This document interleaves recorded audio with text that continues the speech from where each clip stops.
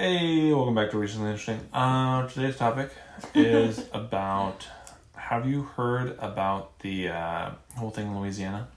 The Baton Rouge and the new city of St. George? No clue. Okay, so I just heard about this, and I don't think it's super recent, but it is very recent for me. Okay. So, here's what happened. In the city of Baton Rouge, apparently there was a group of people in that city who wanted to start a new school for their kids. And they were denied a few times. And so they were like, okay, we're just going to start our own city then. And so they cut the city almost in half, close to in half, and they named their new city St. George. And this isn't like we're starting our own city now. This is like a legit, they fought for 6 years in court, got legal documentation, and got like... Wasn't like Chaz. Yeah, it wasn't like Chaz. This was like, they went through the proper U.S. government legal channels to establish a new city. And the things I watched about it were interesting because I guess the city of Baton Rouge is largely black. A lot of black people live there. Yeah. And they always... Louisiana. And they're always like hating, I guess, on the white people who live there. And they're like, yeah, all the white people are racist, you know, they're doing all this stuff to suppress us, all this, all that. Okay. But a majority of the people who started this new city of St. George were white. Not 100%, but a large majority. Okay. And then when that happened, the city of Baton Rouge was upset because I guess the city of St. George is also a wealthy portion of what used to be Baton Rouge. And so they're like, they're taking all our tax money away. Like, yeah. Like, now we won't have any money to, like... The rich people don't want to be a part of it anymore. Yeah. And I just thought it was interesting because it was like... It's like, okay, if you want to make this a race issue and talk about how much, you know, the people of that city, the black people of that city are like, we don't need white people. All they do is suppress us. We don't want to be around them. We don't want them around us anymore. And then they pretty much said, okay. They got their ball and went home. And now they're like, wait. Not with our tax dollars. Not with our tax dollars, though. Right. And so it made me think about... That's very interesting. About something else that you've probably heard of going on, which is the Greater Idaho Movement. Oh, yeah, we've talked about that before. Yeah, and to give a brief, I guess, synopsis of that, the Greater Idaho Movement is where the east portion of Oregon wants to join Idaho because I guess the eastern part of Oregon, east of the Cascades, is very conservative, but most of the policies and laws and everything that are passed in Oregon are made in the very liberal cities of Portland and Eugene, I guess. So they're like, we just want to join Idaho so that like we can live in a our voices can be heard, I guess. I don't know. Yeah. But I feel like the issue in my mind in both cases is the desire for like segregation. But that's all I'll say about that, and I want to know regarding Baton Rouge, you mean? Regarding both, like yes, but it's not really segregation. One is segregation of Idaho. race, but the other is segregation of ideas, like conservatives and liberals or black and white. So I guess first about Louisiana, then about Idaho. What are your thoughts about it? Okay, so first I'll say about the Greater Idaho thing, because that I've actually thought more about, because I just now heard about this Baton Rouge thing. In the Idaho case, I fall down on the side of, personally, I think, redraw the boundaries. Because, and I know that you felt the opposite way, and you felt like it was necessary for the conservatives to stay to balance the liberals out and to learn basically to coexist. But I would say that the reality of the circumstance is that these are not people coexisting. These aren't even people who live near each other. They live in Oregon, hours away from each other. And so it's like, let's say you're talking about Eastern Oregon, right? And you say, okay, if I drive 5 hours west, my policies could be made by the people who have their mind made up over there. And I could have a life that's very frustrating to me.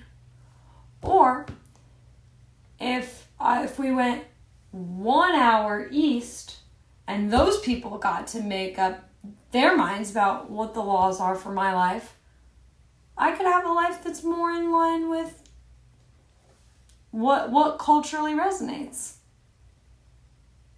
Then okay, be happy. Because I would say I feel like a big difference there is maybe you've got country people versus city people, and Idaho does have cities, but it also is like more of like a country kind of state. I feel like it's got more of a country mindset, and so they feel like they culturally resonate better with Idaho. They're right there on the border. And when you say country, you mean like country. Yeah. I mean like farmland. Yeah. I don't think that they should have to be ruled by the people who are on the coast. Like these lines of state borders are arbitrarily drawn anyways. So there's no need, in my opinion, for an arbitrary line to stay exactly as it is if it makes sense for people to change it. Not to say that we should just be changing stuff willy-nilly all the time, but like, you know, if they've thought about it and put this cause forward and done a petition or whatever, you know, then I would have no problem with them getting to stay where they live. Because really what you're talking about is not conservatives versus liberals balancing each other out or whatever. You're talking about one person is getting drowned out by another denser population. And you could see the same thing in reverse for maybe if there was like a group of liberal people who lived in a state like Utah that's a very conservative state, and if there was a group of people who were on the border of Utah. I can't think of a state that borders Utah that's not conservative, because what, like Idaho, Arizona, Colorado, yeah.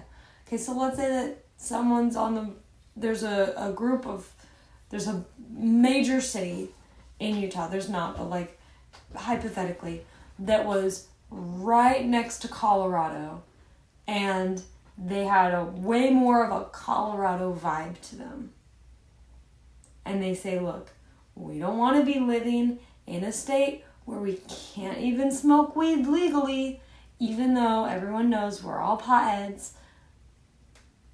when you know, a 1 hour drive away, they can smoke weed and it's fine.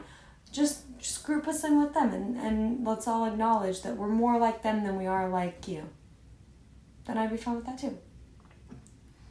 So my only response to that really is, then why don't they just move? Like, the obvious response is, okay, I get it. You don't want to be living under a liberal governor. Then move. Like, it's not like, okay, they could be like, well, like, my livelihood is here. And it's like, okay, well, you don't live in a big city anyway. So it's not like your job is tied to, like, oh, I gotta go to, like, downtown because I work in an office downtown. It's like, if you're living in, like, a rural community, why don't you just move? You know? Like, no, I feel the exact opposite way, because I think Oregon, a lot of these people are probably farmers. Well, especially for Oregon. Okay. Where the land in Oregon is more expensive than the land in Idaho.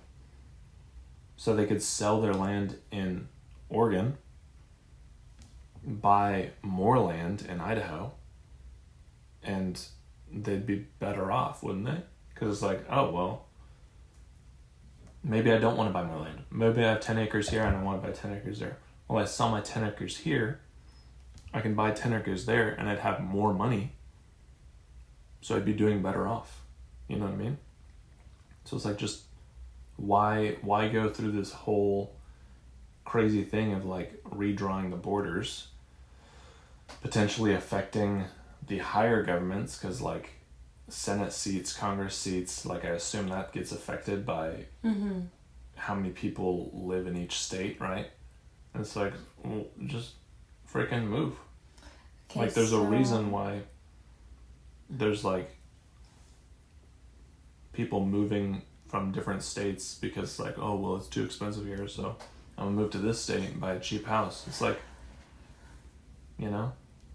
Yeah, if you were talking about one individual family who was having these complaints, then I could see your case to say, yeah, just move. But it sounds like, and I haven't done extensive research into this Idaho thing, but what it sounds like to me is this was a community complaint. Mm-hmm. So it's people who have built a community. There's probably, like, generational families there. Everybody's all, like, invested in this place. I think that out there, you probably do find that there's a lot of farmers who have invested in the land, invested where they live, and they don't want to up and move. They've already made the investment, and the entire community is in agreement that they don't want to be subjugated by the city. That's just more densely populated. The only thing that they have on the rural area is that they're more densely populated, and because of that, they have a louder voice, so they can drown out. Yeah, but you understand that that's still, like, I get it. Someone's like, well, I'm established here. I don't want to move. But it's like, well, the same thing happened with, like, people who immigrated here and then they ended up on the East Coast, and then they're like, we're going to go chase, you know, our American dream and move west.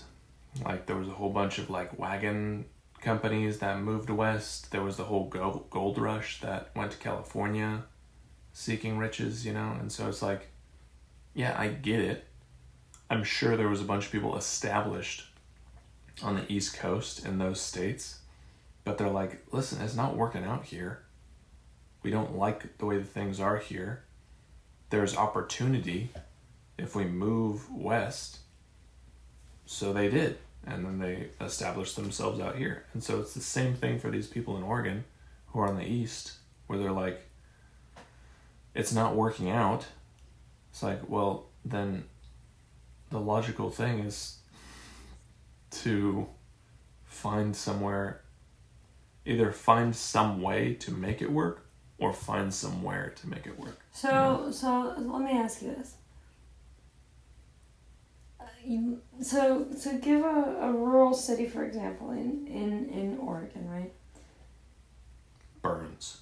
Yeah, we know people who have lived in rural cities in Oregon. We talked about it. So this is a community. We don't need to talk about Burns, but just like hypothetically, there's this city in Oregon, and it is in the middle of nowhere. I mean, Burns, our friend who lived there had discussed with us, it was like a big upset when they got a stop sign. Because there was people who were like, or a traffic light, whatever, and there was people who were like, I ain't never stopped there. I ain't gonna start stopping there just because they put in a traffic light. I've driven this road for 50 years, whatever, right? So, like, this place is in the middle of nowhere, just to emphasize.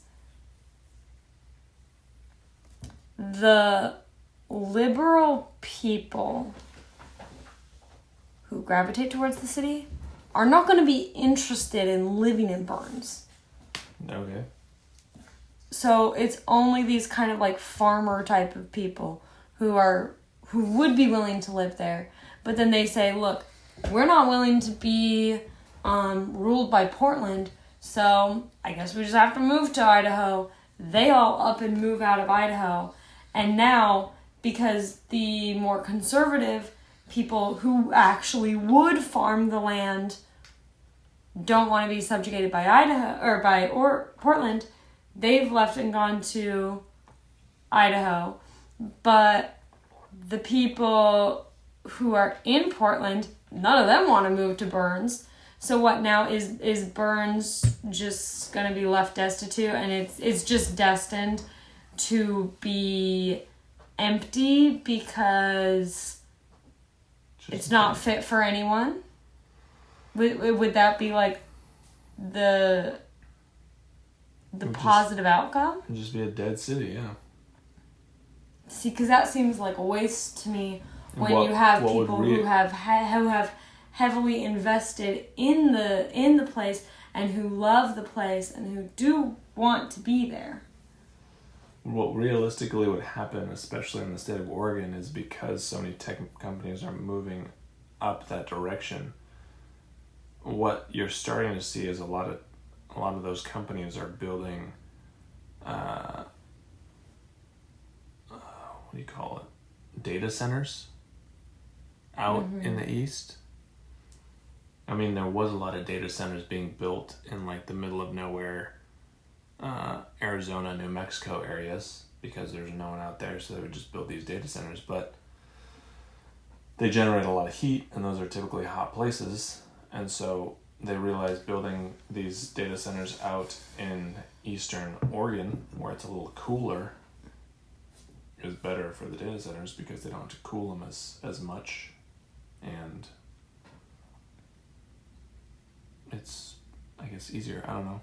So yeah, I feel like in reality that's what would happen, is they would just become like just data center hubs, because they have the infrastructure already, because there was a city there, but everyone moved out, and so they would just build a giant data center and use up the infrastructure, because you don't have to trench out there, to like run power and whatever.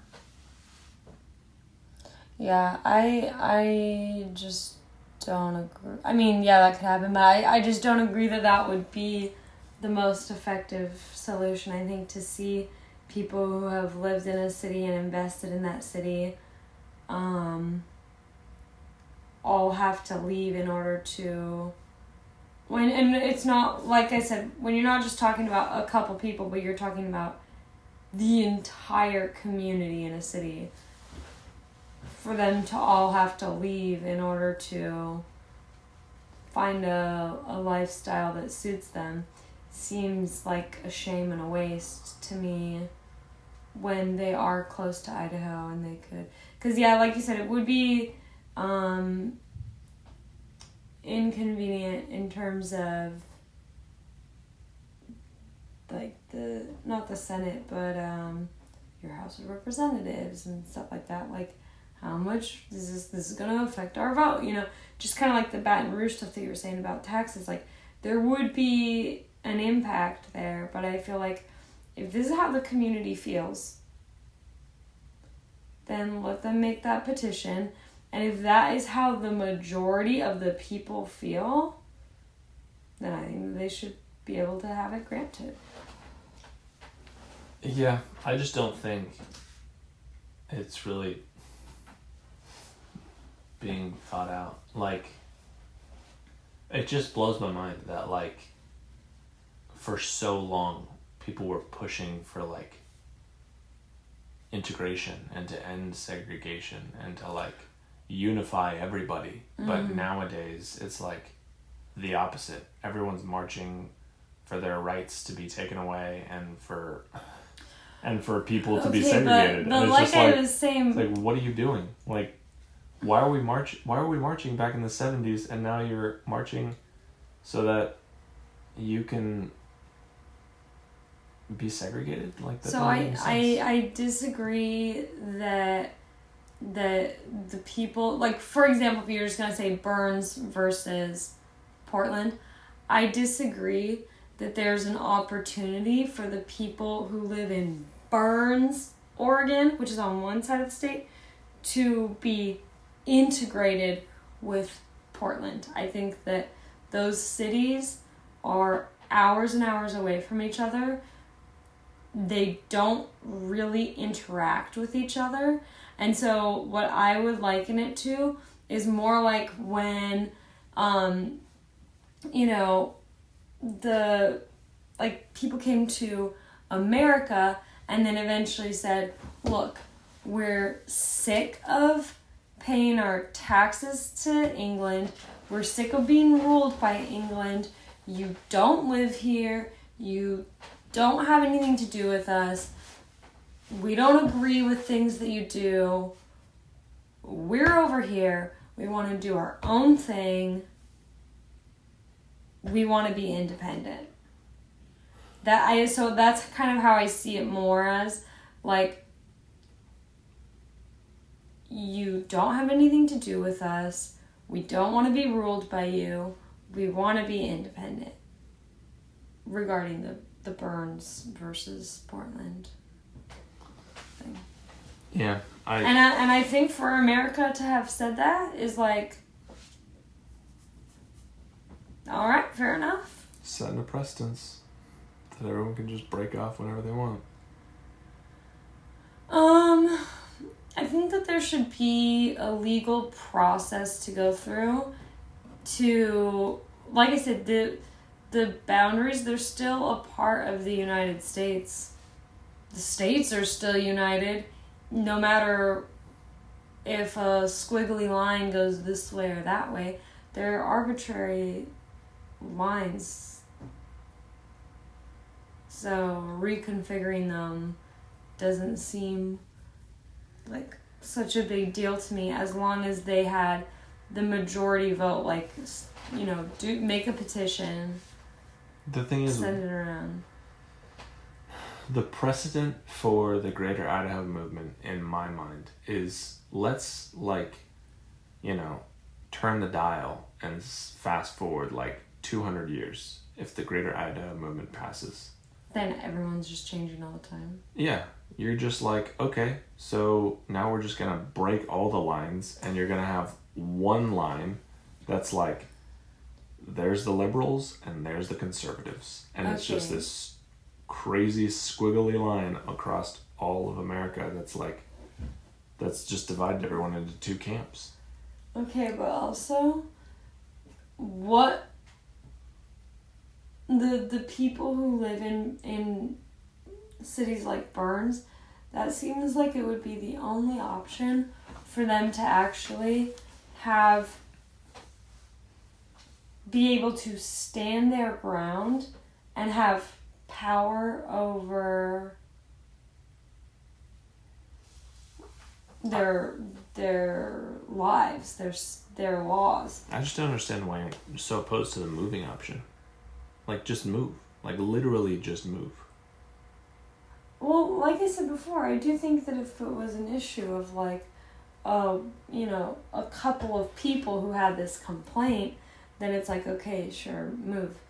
But I do feel like if this is an entire community who's on the border of the state anyways, yeah, I don't think that an entire community should have to get kicked out in order to have their not kicked their out. opinions It's their heard. choice to leave. Yeah, but I'm saying if it's like, oh, Burns, how do you feel about this law? We want X. Okay, well, we want Z, so we don't care that you want X. Shut up. It's gonna be this way. It's gonna be Z, because that's what we want. Like, that's the dynamic. So, it's basically like, okay, well, if I ever want to get any say, then I have to kick myself out, even if I love this place, because there's not a conversation being had. There's not a give or take being had. It's all take, no give. What if the people of cities like Burns did have the option to say, look, we are going to make this petition, and it could be a years-long process, but we're going to make this petition, and we are going to leave because you guys do not align with us, you don't respect our opinions, so we're going to leave. Then the people in Portland would have to say, wait a minute, we're going to lose seats in the House of Representatives if these people leave. Maybe we don't want these people to leave Idaho or to leave Oregon. Maybe there's something that we can do to make these people feel a bit more heard, instead of them just getting steamrolled constantly. The thing is, that's why you have locally elected officials. You have a governor of a state. Yeah, but the laws are for the state. You have a governor of a state, sure, and you have laws of the state, sure, but there's also mayors. There's also, even city by city has their own police force. I remember, driving from, where was I driving?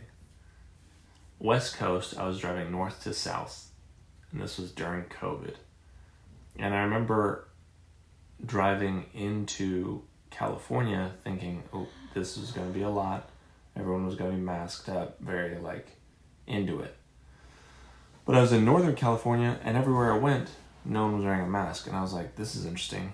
I'm the odd man out, because I brought my mask, and I thought I was going to get, hassled if I didn't have it. And then so I walked up to a guy, I'm like, I'm in California, right? And they're like, yeah. I'm like, no one's wearing masks down here? And they're like, not here. I'm like, why not? And they're like, because we're just sort of done with it. And I'm just like, wow, okay. But I was in the state of California that you would see as a very liberal state, but there's still communities in the state that are like, yeah, whatever. The governor can say whatever he wants and mandate whatever he wants, but collectively as a community, they have the same mindset and they're just not going to do it. So it's like, how is it really affecting you anyway if you live in such a tight-knit community that doesn't care what your governor says? Then don't do it. And I understand the argument against what I say, where it's like, just move. And it's like, well, that's not an option for people because it's expensive, it's hard, it's complicated. It's an easy way out. It's expensive, it's hard, it's complicated, but in my, what I'm saying is, I would assume that you could get more money from selling your house in California, Oregon, Washington, and move east to a state like Oregon or Montana or Wyoming. Not if you sell it somewhere that nobody wants to live. I mean... You're assuming that some business is going to come in and buy it up, but what if that's not the case? But the property value is still higher. And the property, and you'll still buy a house. The property is only of value if someone's willing to buy it. If no one's willing to buy it, then it's of no value. Yeah, I think that's an interesting thing that I should look into is, okay, if I had a house in Burns, Oregon, and if I had a 10-acre property and I sold it, and I wanted to buy a property in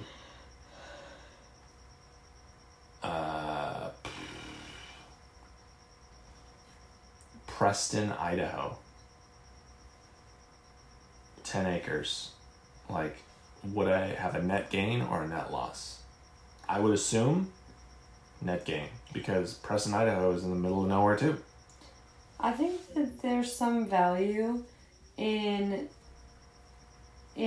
saying, you know what, even though it would be tougher for me to fix this problem than it would be for me to just run away from this problem, I want to put in the work and I'm willing to make the effort to fix this problem.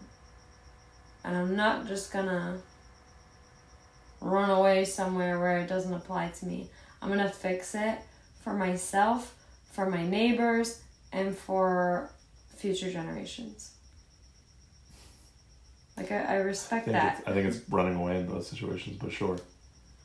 It's I'm gonna run away physically, or I'm just gonna stay where I am, but change the laws so I'm running away. It's not, I wouldn't say changing the laws is running away, though. I would say changing the laws is trying to realign things with your values. In Oregon, they decriminalized hard drugs. In my personal opinion, that was a horrible idea. And Portland saw consequences of that. And I'm sure that rural towns also saw the consequences of that. Mm-hmm. So it's if you don't want to live in an area where hard drugs are decriminalized, I understand that. Okay. So regarding the Greater Idaho Movement, I respect it. I think that it should be granted, and I think that I support the idea. Regarding support segregation. I wouldn't call it segregation. You're talking about two different ideologies that are already not intermingled.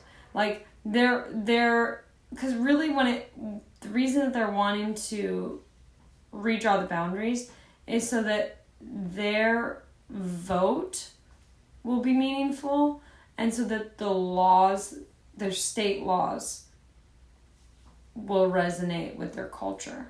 The thing is, these people are not intermingled. I think they would just mess up Idaho. Even the most conservative Californian would probably be a very liberal Texan. You know what I'm saying? And so it's you have all these extremely conservative Oregonians that are all of a sudden going to be part of Idaho. They're going to be Idahoans, and then they're going to be well, we're part of Idaho, but we want to have a higher minimum wage than $7. And we want to have good health care too. And it's just okay, so move back to Oregon. So I would say that in my personal opinion, then a part of the process of making the change, if your community was going to say, okay, we're gonna write a petition, we're all gonna sign it, we want to leave, we're gonna take a vote and say 99% of us would rather be a part of Idaho. I would say a part of that process should also be that state has to say, we're willing to have you. Yeah. And they have to convince that state to agree that, yeah, we think that these people would add value to our state, and we're willing to bring them on. Yeah, that is part of the process. So I think that would be fine. Oregon has to agree to let them go, and Idaho has to agree to accept it. See, I don't think that Oregon should have to agree to let them go. I think if you want to break up with somebody, that's a one-person decision. I don't think that a breakup is a two-person decision. It's a little more. That's a very simplistic way of putting it, but it's like, yes, an individual is breaking up with a state, but it's still the state. You know what I mean? It's like saying, oh, I live with my significant other in their house that they own, but I'm breaking up with them, so I'm going to take their house. And it's just like, well, it's not your house, though. You're not taking their house. You're saying, I'm going to move into somebody else's house. Bye. No, what you're saying is, Me and the living room are going to move into somebody else's house. I'm going to build a wall across a quarter of this house, and it's going to be my new significant other's house now. It's like Donkey and Shrek. Donkey's like, when he's building a wall around his house. Yeah. Okay, so It's like, it's anyways, my friggin' land. Like, I don't think that you keep using the word segregated. I disagree. I think that these people are already culturally segregated by the fact that they live so far away from each other and the fact that they don't feel that they have anything in common with each other. I think that that's a natural state of being because of the distance that they live physically. And I don't think that the farmers, I think that they're just getting their voice drowned out by the city people. I don't think that them living there is like balancing out the city people in any way. I think that they're just getting steamrolled. Alright. So I can understand that they want it. Louisiana. So these people petitioned that they want to create their own town. The Greater Idaho Movement is like happening, possibly a pipe dream of the Eastern Oregonians. Yeah. The Baton Rouge, St. George new city thing, this has happened. Yeah, like they created a new town. This isn't like someone's desire. It has happened. See, okay, now personally, I don't have a problem with that either. Because I feel like, new towns, like, I don't think that we live at a place in time where it's like, oh yeah, previously, in the past 200 years, it was acceptable to create new towns. Now it's unacceptable. We can't create any new towns anymore. The towns that we have are the towns that we have, and that's it. I think it's fine. Like, if they want to make a new town... It's not making a new town. Who cares? They're cutting, what did they do? They're cutting a portion off of a city to establish their city. So it's like if you went to... Well, yeah, it's duh. like if you went to, like... New York. You don't have any pretzels? My bad. Yeah. It's like if you went to a big city, I don't know. If you went to LA and you're like, oh, we're just gonna like cut half of it off and that's gonna be called,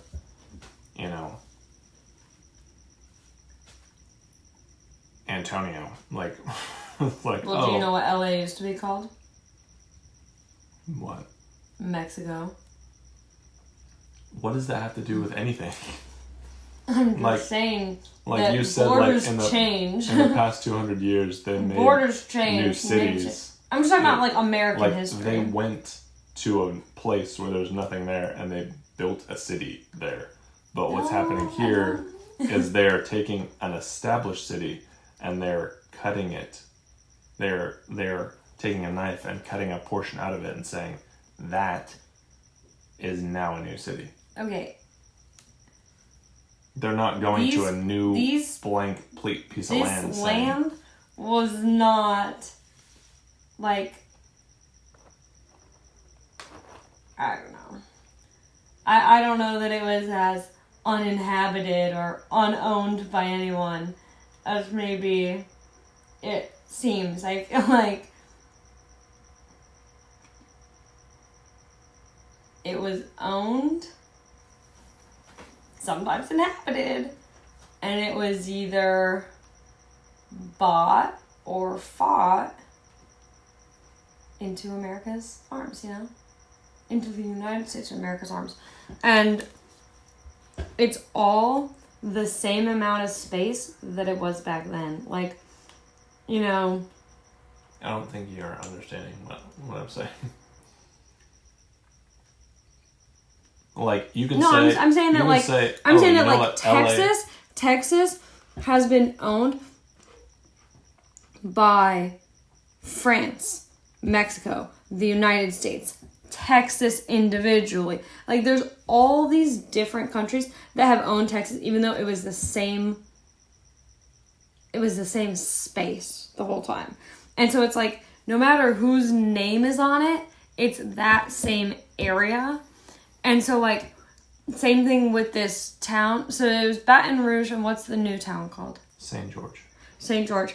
Okay, so, like, St. George, that land was still that land, whether it's called St. George, whether it's called Baton Rouge, whether it's called Mexico, whether it's called anything. It's the same land. So what you call it... It's not the same, though, because, like, you can say... It's like what Shakespeare said about a rose. By any other name, smells just as sweet. It's the same thing. No matter what you call it. Because you can say, L.A. used to be Mexico.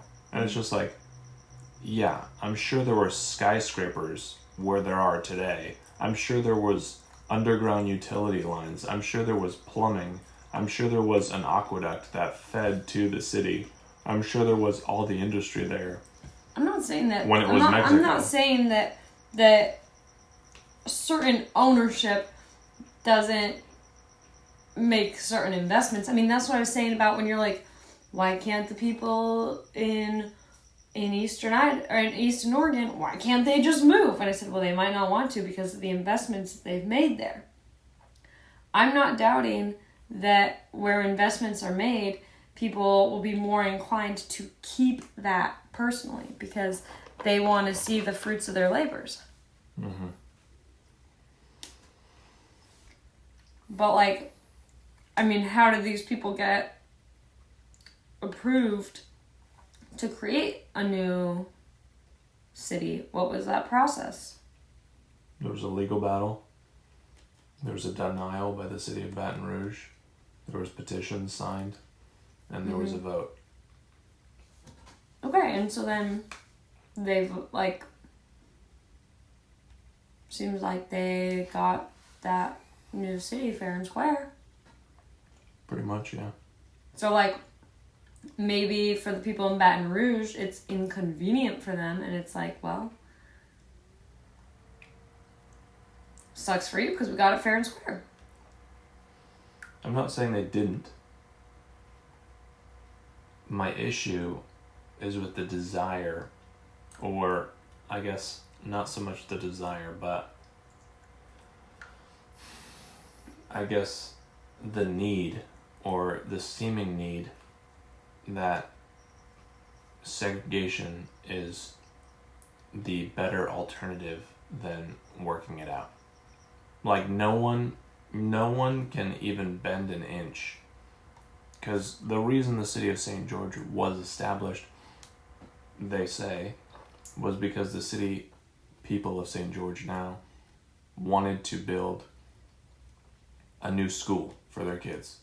Yeah. And the city of Baton Rouge was like, no, we're not going to do that. And they're like, well, it's like one of the worst schools in the country. We want a better school for our kids. And they're like, no.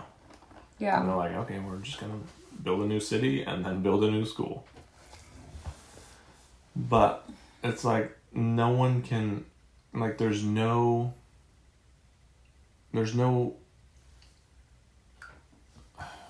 more conversation. There's no more agreements. There's no more working things out. It's just like, this isn't going to work, so let's just separate. You go do your own thing, we'll do our own thing. They get divorced too easy. They get divorced too easy. So let me ask you this. How much time... didn't you say it was a 6-year process? Mm-hmm. Okay, so during these 6 years... But that's what I'm saying. It's like Baton Rouge could have been like, these guys are really going for it. Let's see what concessions we can make so that they feel like they don't have to. You know what I mean? That seems like, to me, I think if I was sitting in Baton Rouge's seat, that's the solution. Okay, yeah. They said that they wanted a nicer school. We said no. Turns out they meant it. They're really pursuing this. That they're gonna leave us if because we just flat out denied them. Maybe we could make them a better school. Yeah. So it's like... You can't... You like, have to have compromise. There's no compromise anymore. It's just like people are like, well, we don't like the laws of this state, so we're just going to like join another state, but not going to move, but we're just going to join another state. Well, we don't like the policies of this city, so we're just going to like start our own city. It's just like, what happened to the compromise? What happened to like,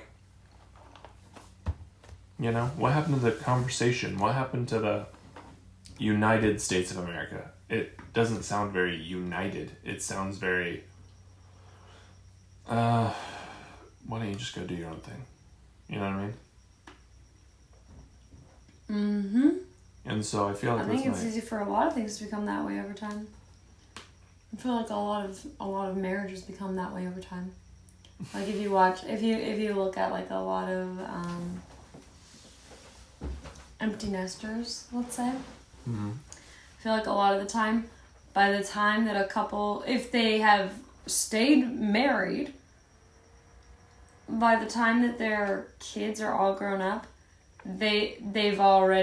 both spouses have already gotten to the point of like, you just go do your own thing. You know? Mm-hmm.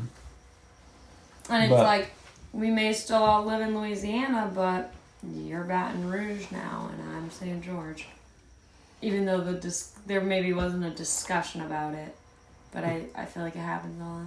Yeah, you're going a little bit deeper into this than I'm thinking about. But it's not like, oh, we're stuck in our routine, you're stuck in your routine. It's like, we're getting divorced. You know what I mean? It's like we are separating. Yeah, but what do you do? Like we are separating and we are doing a new thing. Right. So what is your option if let's say that you want to compromise, but the other person in the scenario is unwilling to compromise? It's my way or the highway.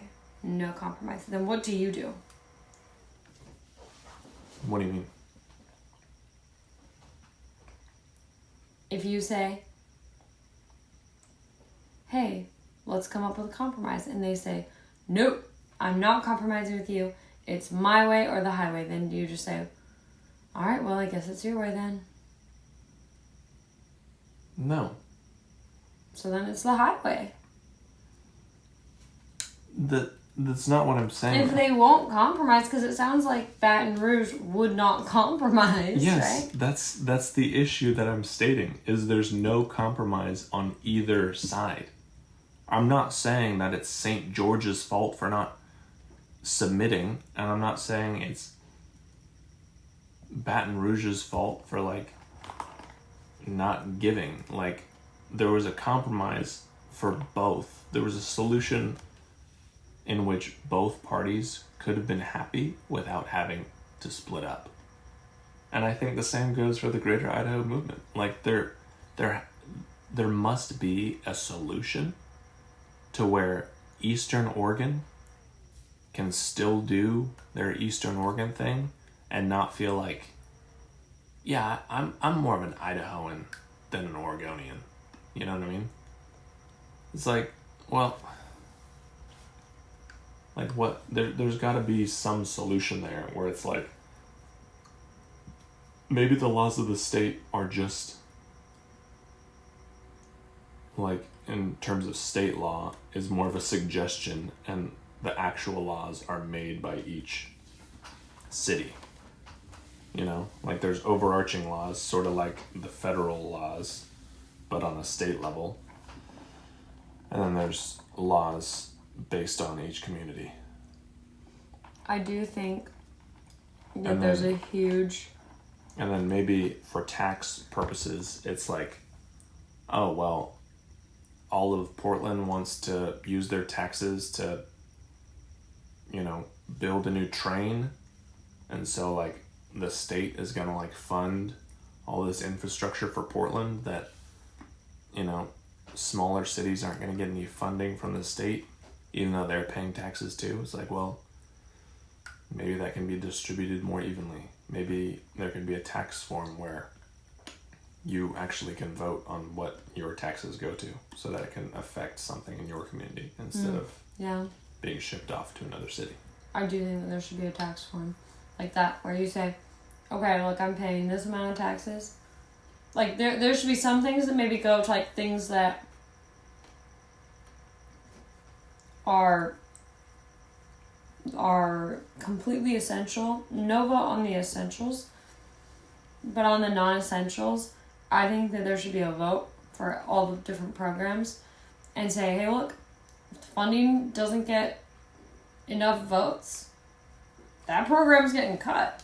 Mm-hmm. And we don't care if if you want to keep it going, that's fine. You're just going to have to get it privately funded.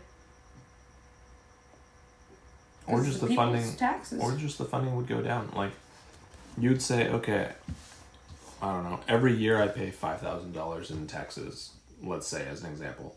And it's just like, you would get a form at the end of the year, and you'd be like, okay, here's your state form, because you pay $2,500 in state taxes and $2,500 in federal. And so you'd be like, all right, so my state form, it's mandatory that I pay like 1,000 of that to cover like fire department, police, prisons, you know, infrastructure like utilities and stuff. Mm-hmm. And I was like, but the other 1,500 I can spend on all the other programs they have. And they're like, this program helps the homeless. This program like helps people get jobs. And it's just like, oh yeah, I want to help people get jobs. And someone might be more interested in helping the homeless. The homeless. Someone might be more interested in Parks and Rec.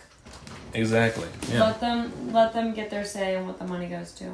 Yeah. And if it turns out that nobody's interested in one program, which I would suspect would probably be the case, they cut it. Cut it. Yeah. I think that is a... They could leave it on the ballot, and next year people think, hey, we didn't fund that and we missed it. Bring it back, but till then, get it privately funded. Mm-hmm. I do think though that there is a problem, like I've noticed over the past few years in America.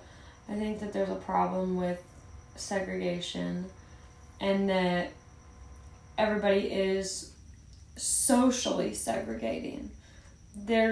We used to have segregation in America due to laws, Jim Crow, and now I feel like, you know, the Jim Crow laws got overturned and it was about integration. Now it's about social segregation. And I feel like there's a big kind of push towards it. And that is something that I'm really not in favor of. And I really respect what Morgan Freeman said about it. That he said, somebody was interviewing him and they asked him, because he was complaining about Black History Month. He said he didn't want Black History Month. And they said, but then how would you end racism? And he goes, stop talking about it. And he said, I'm gonna stop calling you a white man, and I'm gonna ask you to stop calling me a black man. I do think that is very smart. And I think whether that be black man, white man, conservative, liberal, Christian, atheist, I do think that there's utility in not labeling everything. Straight, LGBTQ plus. Everything nowadays seems to be getting more and more labeled. And even you have to have on Disney Plus, like, oh, here's our Asian stories collection. Here's our Polynesian stories collection. Here's our Black stories collection. It's like anything but white collection. And I do think that there's like a purpose in having diversity in, say, movies, for example. Like, I'm sure that for like a young girl to be able to see a Disney princess that's the same race as her, that's like really nice, because it's like, oh my gosh, they look like me, like there's something nice about that. But I do think that the categorization of like, this is our Black collection seems a little bit too much focus on our differences. And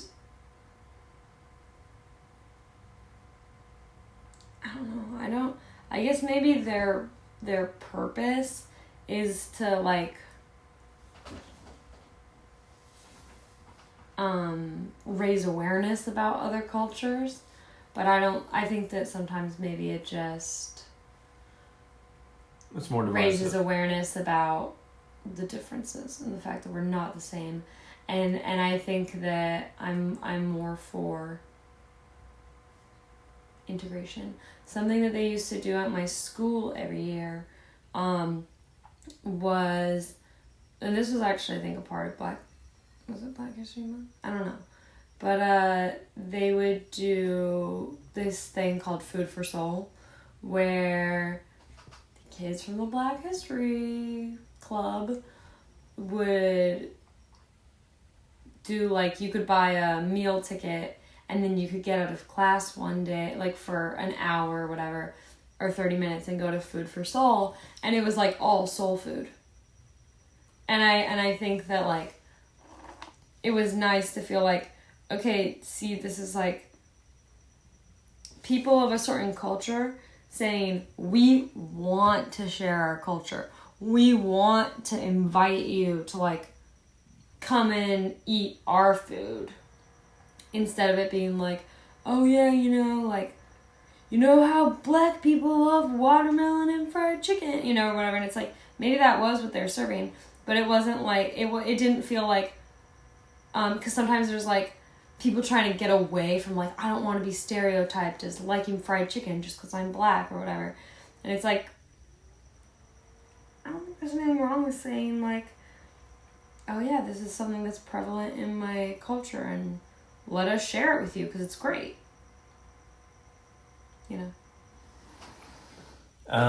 Okay. I feel like it's a lot like, I don't know, we just watched the movie American Fiction. Mm-hmm. And I thought it was a really interesting scene to me was when it's about a writer, and he was in a bookstore, and the guy in the movie is a Black guy. Yeah. And he's in the bookstore, and he's looking for his books. And he wrote a book about, like, some historical event or something. And so he's looking in, like, the time period section of where his book should be, and he can't find it. And then he'll, like, ask someone, and they're like, oh, what's the author? And he tells them, and he's like, oh, your book's over here. And it was, like, put under Black stories. Black authors. Yeah. And he's like, this isn't a Black story. This is, like, U.S. history, so it should be in like the historical section, not in like a Black Stories section. And he's like, and the guy at the bookstore was like, but the author's Black, and he's like, I'm the author, I know, but it's like I wrote it about this. It should be over there, you know. Well, that reminds me of what Morgan Freeman said also, because they were talking about Black History Month, and he's like, Black history is American history. And I felt like, yeah, that's true. To some extent, yeah. I mean, not all Black people are from America, but yeah. No, but when you're talking about like a Black History Club, they're talking about African Americans. They're not talking about. They're not. Black History Club is not studying African history. It's about Black people in America.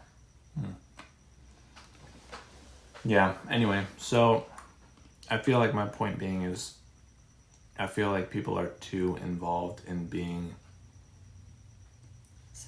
segregated. And that's what I was going to say. So when you used to watch like old movies, like especially like old Nickelodeon Disney movies, it would always be about like stereotypical like high school, where they're like, those are the popular people, and those are the goth people, and those are the jocks, and those are the nerds. Like, very stereotypical, like compartmentalized. Everyone's in their little clique, right? And every single movie, every single stereotypical Disney, Nickelodeon movie was always like breaking those barriers, where they're like, we're gonna start a band, and like, oh, it's gonna be like a jock and a nerd and a goth person and like a preppy person, and they're all gonna be in like this band, and like they're all united. Is this the Lemonade Mouth plot that you're explaining to me? Well, that's one of them. But then there's like High School Musical, where it's like, you know, there's the jock, but he wants to be in choir, which isn't like quote unquote cool. Stick to the status quo. Yeah, so it's just like they're all like breaking down these cliques and like bringing everyone together. Like they're all telling the story of these people, but you know, subtext is like we're all just people. We're all just doing things we like, and it's not that anyone's better than anyone. It's just like we're all here. And so I feel like it's just crazy to me that it's just like we all grew up on this whole like treat everyone with respect, everyone's normal, and like those cliques that you saw probably your parents saw, you know, when they were growing up, weren't as prevalent, you know, maybe when we grew up, and they're definitely not as prevalent when younger generations are growing up. But and it's just like this huge thing about like everyone pushing this sort of like equality and unity, and then in the same sentence they'll talk about how we need to like separate ourselves from the liberals and conservatives and, you know, the Baton Rouge, the blacks and the whites, and it's just like, what are you guys doing? Like you're going against everything that you were going for in the first place. It blows my mind. I think that they're, like, to use High School Musical as an example, I feel like there's utility in not judging people and not stereotyping and allowing room for people to kind of have multiple interests at once, that you can be on the basketball team and into choir. You can, you know, whatever else. But there's also utility in being able to be unified as a team with one specific purpose. Like you think about a basketball team, it's like everybody is unified on, okay, we're playing basketball. This is our focus at this point in time.